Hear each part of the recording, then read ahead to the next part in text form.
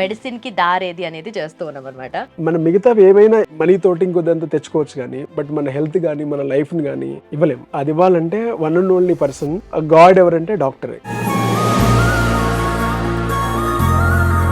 So అలాంటి profession కోసం ఒక 1 or 2 years ఇన్వెస్ట్ చేయమనేది ఎప్పటికీ వర్తి. అండ్ ఆల్సో ఓవరాల్‌గా ఈ ప్రిపరేషన్‌లో ప్రోగ్రామ్ ఎలా ఉండాలి సార్? ప్రోగ్రామ్ ఎప్పుడు స్టూడెంట్ కస్టమైజ్డ్గా, అంటే ఆ స్టూడెంట్స్ బేసిక్ లేకుండా వస్తే ఫస్ట్ మనం ఆ బేసిక్స్ నుంచి స్టార్ట్ చేయగలగాలి. సో ఈసారి సీట్ మిస్ అయిన వాళ్ళు నెక్స్ట్ లాంగ్ టర్మ్ చేయాలా వద్దా అనే దాంట్లో ఉంటారు కొంతమంది. ఇంకొంతమంది కొంచెం కాంప్రమైజ్ అయిపోయి ఓకే నెక్స్ట్ ఆప్షన్స్ ఏమున్నాయని వెళ్ళిపోతూ ఉంటారు కదా. బైపీసీ తీసుకునే ప్రతి ఒక్క స్టూడెంట్ మెడిసిన్ కాకుండా వేరే చాయిస్ గురించి ఆలోచించాలి. Welcome to I dream. నా పేరు లుంబిని. ఎలాగైనా డాక్టర్ అవ్వాల్సిందే, ఫ్యామిలీలో ఒక్క డాక్టర్ అయినా ఉండాలి, ఎట్టి పరిస్థితుల్లో నీటిలో ర్యాంక్ కొట్టాలి అన్న వాళ్ళు చాలా మంది ఉంటారు. సో ఎంతో ఫోకస్డ్గా ప్రిపేర్ అవుతూ ఉంటారు. బట్ అలాంటి వాళ్ళ కోసమైనా సరే ఒక కెరియర్ గైడెన్స్ అనేది కావాలి, ఒక ప్రాపర్ పాత్వే అనేది కావాలి కదా. సో అలాంటి కెరియర్ గైడెన్స్ సిరీస్లో ఇది ఫస్ట్ సిరీస్ అనమాట. ఫస్ట్ ఎపిసోడ్ మనతో పాటు ఉన్నారు ఐఐటి అండ్ నీట్ ఫ్యాకల్టీ ఉన్నారనమాట, జయకృష్ణ గారు. ఆయనతో మాట్లాడదాం. Hello sir, how you? Thank you for inviting me. Yes, fine madam, బాగున్నాను. మీరు ఎలా ఉన్నారు? చాలా బాగున్నాను sir. So iDream and మీరు సంయుక్తంగా ఈ సిరీస్ అనేది మనం స్టార్ట్ చేస్తున్నాం. అండ్ స్పెషలీ ఇవాల్టి ఎపిసోడ్లో మనము జస్ట్ నీట్ గురించి అండ్ మెడిసిన్ సీట్ వైపు, మెడిసిన్కి దారేది అనేది చేస్తూ ఉన్నాం అనమాట. సో ఫస్ట్ ఆఫ్ ఆల్ ఇప్పుడు చూసుకుంటే మనకు నీట్ కౌన్సిలింగ్ అనేది జరుగుతుంది. So results are out and counselling జరుగుతుంది కదా. అండ్ చాలా మంది కౌన్సిలింగ్లో సీట్ రాని వాళ్ళు లాంగ్ టర్మ్కి వెళ్దాము అని అనుకునే వాళ్ళు కొంతమంది ఉంటారు. సో ఆ లాంగ్ టర్మ్కి వెళ్ళాలి అనుకునే వాళ్ళు కూడా ప్రాపర్ ఇన్స్టిట్యూట్ని చూస్ చేసుకోవాలి కదా. సో ఆన్ వాట్ బేసిస్ ఆ ఇన్స్టిట్యూట్ని చూస్ చేసుకోవాలి? మీరు అన్నట్టు ఇప్పుడు కౌన్సిలింగ్ జరుగుతుంది. ఎవరికైనా కొంచెం ఒక 5 to 10 మార్క్స్లో వాళ్ళకి మెడిసిన్ సీట్ మిస్ అయ్యే ఛాన్సెస్ ఉన్నాయి.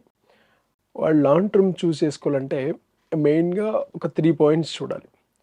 ఫస్ట్, అక్కడ ఎలాంటి ఫ్యాకల్టీ ఉన్నారు, పర్టికులర్గా వాళ్ళు తీసుకునే బ్రాంచ్లో ఏదో జస్ట్ ఒక నేమ్ ఉంది, ఆ నేమ్ అలా కాకుండా వాళ్ళు ఎక్కడైతే ఏ పర్టికులర్ క్యాంపస్లో తీసుకోవాలనుకున్నారో అక్కడ ఎవరు టీచ్ చేస్తున్నారు, like physics, chemistry, biology, and వాళ్ళ ఎక్స్పీరియన్స్ ఏంటి, వాళ్ళు ఇంతకుముందు ప్రీవియస్గా ఎలాంటి ర్యాంక్స్ వచ్చాయి, అక్కడ ఎంతమంది ఉన్నారు, ఇవన్నీ చెక్ చేసుకోవాలి.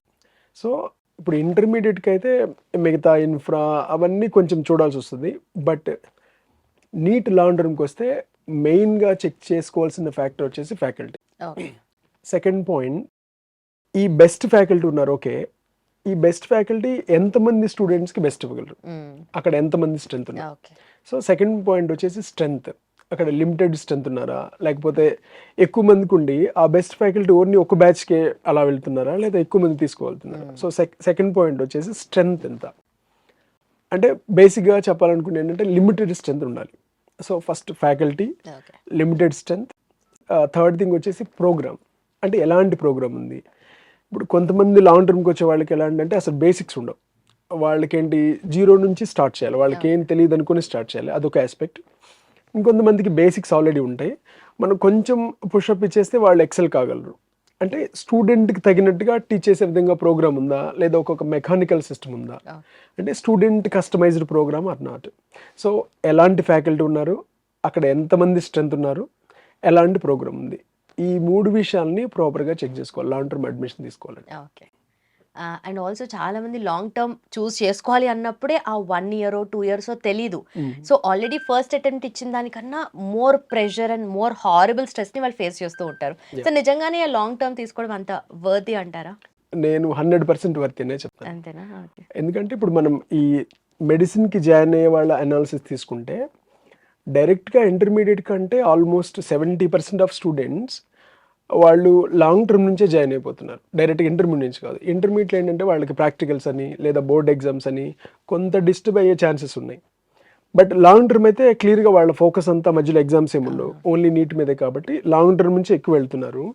అండ్ మన నేమ్ కంటే డాక్టర్గా ఉండే, for example doctor Lumbini's more depth, more value name. So మన నేమ్ కంటే ఆ డాక్టర్ ఇచ్చే నేమ్ అనేది మోర్ వెయిట్ ఉంటుంది. సో అలాంటి ప్రొఫెషన్ కోసం, అండ్ మిగతా ప్రొఫెషన్స్ అయితే కొన్ని రోజులు భూమి ఉంటాయి, కొన్ని రోజులు భూమి ఉండదు, లేదా చేంజ్ అయిపోతే అలాంటిది ఉంటుంది. బట్ డాక్టర్ కోసం అలా కాదు, అది ఎప్పటికీ ఎవర్ గ్రీనే. అండ్ మన మిగతావి ఏమైనా మనీ తోటి ఇంకొద్దంతా తెచ్చుకోవచ్చు కానీ బట్ మన హెల్త్ కానీ మన లైఫ్ని కానీ ఇవ్వలేము. అది ఇవ్వాలంటే వన్ అండ్ ఓన్లీ పర్సన్ అంటే మనకి కనిపించే గాడ్ ఎవరంటే డాక్టరే. సో అలాంటి ప్రొఫెషన్ కోసం ఒక 1 or 2 years ఇన్వెస్ట్ చేయమనేది ఎప్పటికీ వర్తినే. Okay, perfect. అండ్ ఆల్సో ఆ లాంగ్ టర్మ్ కోసం ఇన్స్టిట్యూట్ని ఎలా చూస్ చేసుకోవాలో చెప్పారు కదా. సో ఫ్యాకల్టీ విషయంలో చూస్తే వాళ్ళు కూడా ఎంతమందిని హ్యాండిల్ చేయగలుగుతున్నారనేది చూడాలని చెప్పారు కదా. అండ్ ఆ ఫ్యాకల్టీని అసలు ఆన్ వాట్ బేసిస్ పిక్ చేసుకోవాలి వాళ్ళు? మెయిన్గా స్ట్రీమ్స్ వచ్చేసి ఫిజిక్స్ ఉంటుంది, కెమిస్ట్రీ, బయాలజీ, బాటనీ, జువాలజీ. ఈ ఫిజిక్స్ విషయానికి వస్తే జనరల్గా బైపీసీ వాళ్ళకి ఫిజిక్స్ అంటే కొంచెం ఫీర్ ఉంటుంది. ఎందుకంటే బైపీసీలో వాళ్ళకి క్యాలిక్యులేషన్స్ ఏమి ఉండవు, మ్యాథ్స్ ఏమి ఉండదు. బట్ ఈ ఫిజిక్స్లో కొంత మ్యాథమెటిక్స్ ఉంటుంది. దానికోసమని ఫిజిక్స్ అనగానే బైపీసీ పిల్లలకి ఒక కైండ్ ఆఫ్ ఫియర్ ఉంటుంది.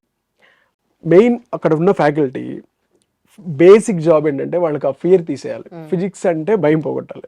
ఫస్ట్ వాళ్ళు ఎంత చేస్తున్న దానికంటే కూడా నేను ఫిజిక్స్ని హ్యాపీగా అటెంప్ట్ చేయగలను, వాళ్ళకి ఆ కాన్ఫిడెన్స్ ఇచ్చేస్తే ఫస్ట్ స్టూడెంట్ని ఆ లెవెల్కి తీసుకురాగలిగితే అక్కడ నుంచి స్టూడెంట్ తీసుకెళ్ళాడు. ఫస్ట్ ఏంటంటే వాళ్ళు దాన్ని అసలు టచ్ చేయడానికే భయపడతారు, దాన్ని అటెంప్ట్ చేయడానికే భయం. స్టేజ్ నుంచి వాళ్ళకి ఆ మోరల్ సపోర్ట్ ఇవ్వగలగాలి, వాళ్ళకి ఆ ఎంకరేజ్మెంట్ అలాంటిది ఇచ్చే టీచర్ ఉండాలి.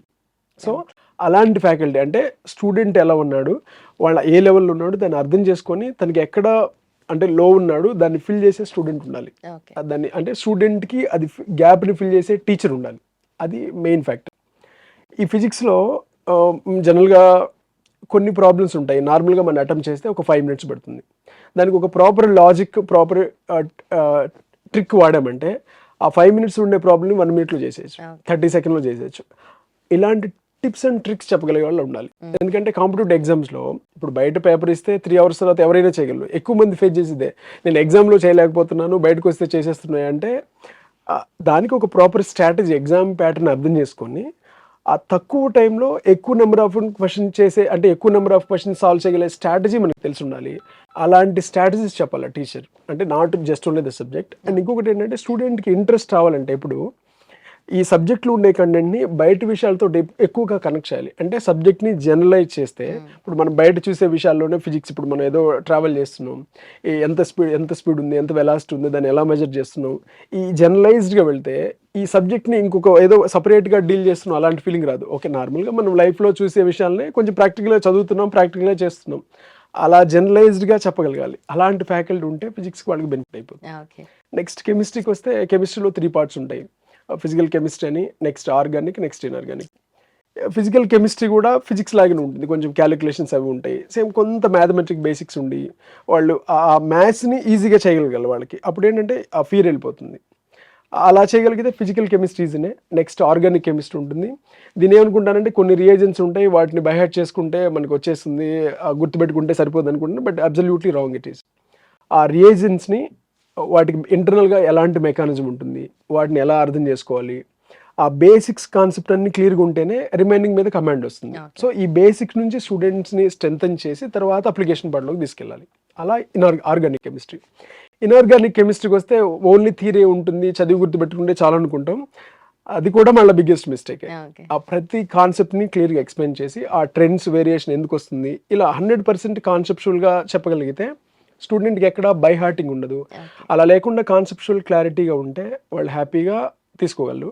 నెక్స్ట్ బయాలజీ అనేది కొన్ని ఈ logic, reading between the lines అంటాం. అంటే ఒక పారాగ్రాఫ్ చదవగానే ఈ పారాగ్రాఫ్ నుంచి మనం ఏం నేర్చుకోగలం, అసలు ఈ పారాగ్రాఫ్ ఏం చెప్తుంది అనే విషయాన్ని అందులోంచి ఎక్స్ట్రాక్ట్ చేయగలగాలి. ఎగ్జామినర్ ఎప్పుడు అక్కడ ఉన్న కంటెంట్ నుంచి అలానే క్వశ్చన్ తీసుకుంటారు. ఆ డైరెక్షన్ మనం చదివితే బయాలజీ కూడా ఈజీ అయిపోతుంది.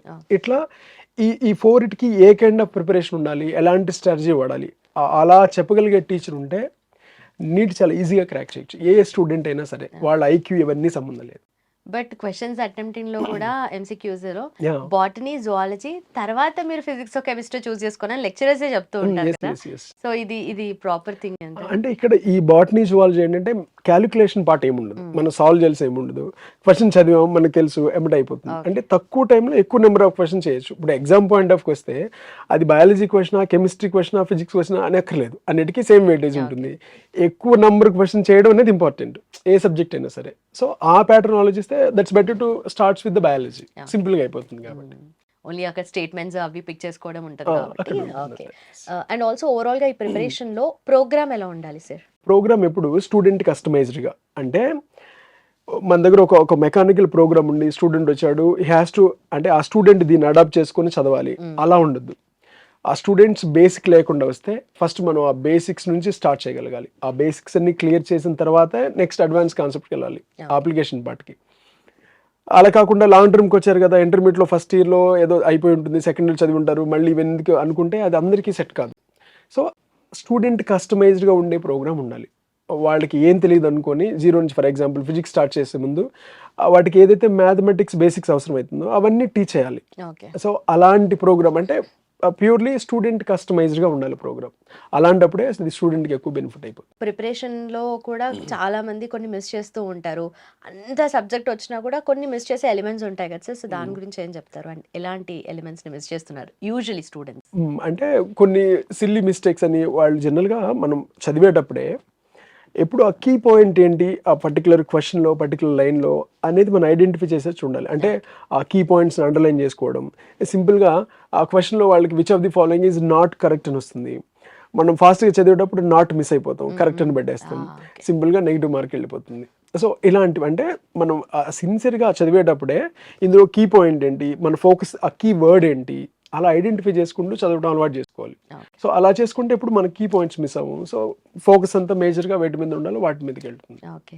సో ఈసారి సీట్ మిస్ అయిన వాళ్ళు నెక్స్ట్ లాంగ్ టర్మ్ చేయాలా వద్దా అనే దాంట్లో ఉంటారు కొంతమంది. ఇంకొంతమంది కొంచెం కాంప్రమైజ్ అయిపోయి ఓకే నెక్స్ట్ ఆప్షన్స్ ఏమున్నాయని వెళ్ళిపోతూ ఉంటారు కదా.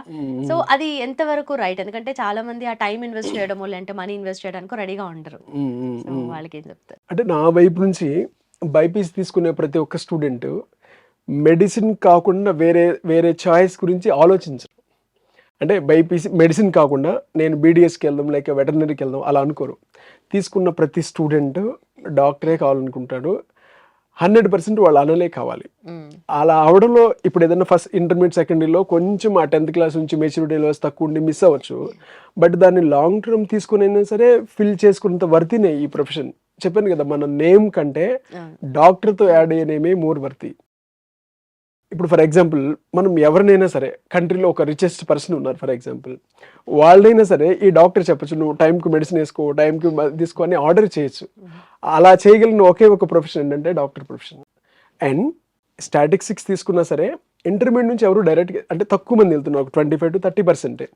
ఒక 70% మంది లాంగ్ టర్మ్కి వెళ్తున్నారు. కాబట్టి ఒక 1 yearని సాక్రిఫైస్ చేసి అలా తీసుకోవడం అనేది 100% బెస్ట్ ఆప్షన్. దాని గురించి అసలు ఆలోచించక్కర్లేదు. అండ్ మోస్ట్ ఇంపార్టెంట్లీ ప్రిపరేషన్లో ఉన్న స్టూడెంట్స్ క్వాలిటీస్ ఎలా ఉండాలి సార్? అంటే ఇప్పుడు ఎలాంటి స్టూడెంట్ లాంగ్ టర్మ్ తీసుకోవాలి, ఎలాంటి వాళ్ళు తీసుకోవద్దని అంటే ఎలాంటి స్టూడెంట్ లాంగ్ టర్మ్ కోచింగ్ తీసుకోవాలంటే మెయిన్గా ఒక 2 విషయాలు చూడాలండి.